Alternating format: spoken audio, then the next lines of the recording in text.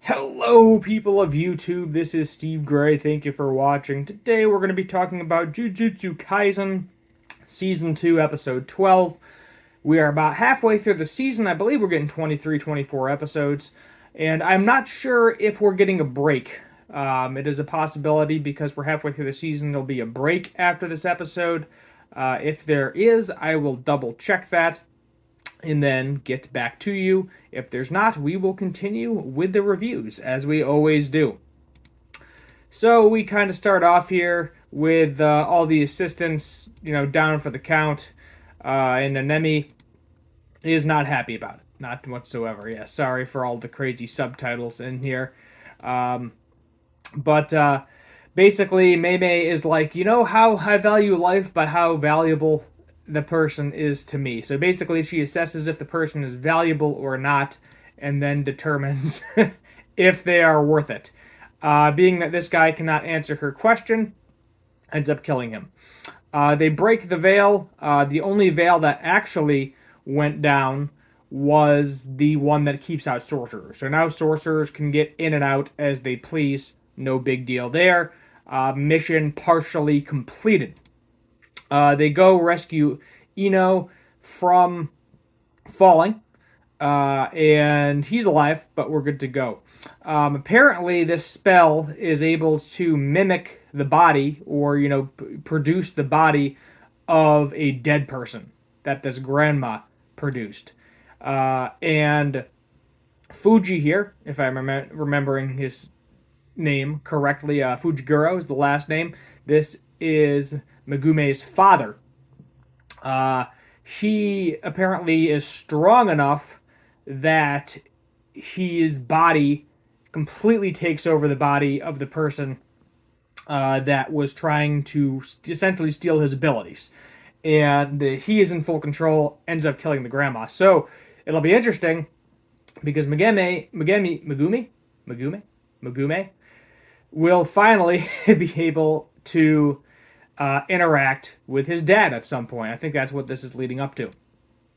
Meanwhile, you got Nobara, the other assistant, Zen Girl, just killing some things, generally. Doing their own thing. Itadori splits up, the veil lifted, and then Mei ends up running into Geto, and then Nobara and the assistant here end up running into the guy with the creepy hand sword, blonde ponytail dude. And while Nobara has gotten significantly stronger, we saw her with the help of Itadori defeat those two, OP cursed paintings last season. She's having a hard time with this guy. He's essentially, his job is to go kill everybody in a black suit. That's what he was told to do. He doesn't really know anything else. That's what he's doing. His curse technique allows this crazy hand sword to move. I think Nobara's jaw ends up getting dislocated or injured in some sort of way. It doesn't really look like it, but she's literally not able to move. It has, normally if you get punched in the jaw, yeah, it's going to hurt. Even if it's dislocated, it's going to hurt really bad. But you should be able to get up and move. So he doesn't even fully understand his curse technique either. And it does something to the brain because it's showing her skull. It's showing an outline of her brain like an x-ray. And she's having a very difficult time moving. So it's probably something where when the hand touches her or touches whoever, it significantly slows them down.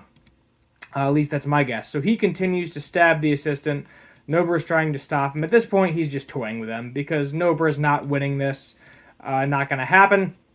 But then our boy Nanami shows up very, very angry, very, very OP, and essentially just starts beating the crap out of this guy like nothing. His attacks are not working against him whatsoever, and it's showing the pure difference between a student and a grade 1, or a grade 1 sorcerer and a trainee, I guess, whatever you want to call it. And we got to see Nanami go toe-to-toe with Mahito, he wasn't going to win that battle, but at least he wasn't instantly dying. He had the ability to partially survive that. And he ends up killing this guy. So he's dead. He's like, I don't know the contact info. I don't know what the plan is. I don't know the room. He's like, I'm sorry for killing your subordinates. He is scared now. He's basically crap in his pants. But done. So Geto then summons a giant curse. She's saying that she thinks this Geto is fake because she knows for a fact that Gojo killed Geto, but she's also confused, thinking that maybe, they set up some sort of trap where he didn't actually kill her, but she's like, no, that's not the case. Gojo can pretty much kill whoever the heck he wants whenever he wants. But this one is like the incarnation of smallpox, has a domain, she breaks out of the domain, her brother is sitting there cheering her on as well. So we're going to have a big battle with Mei next episode.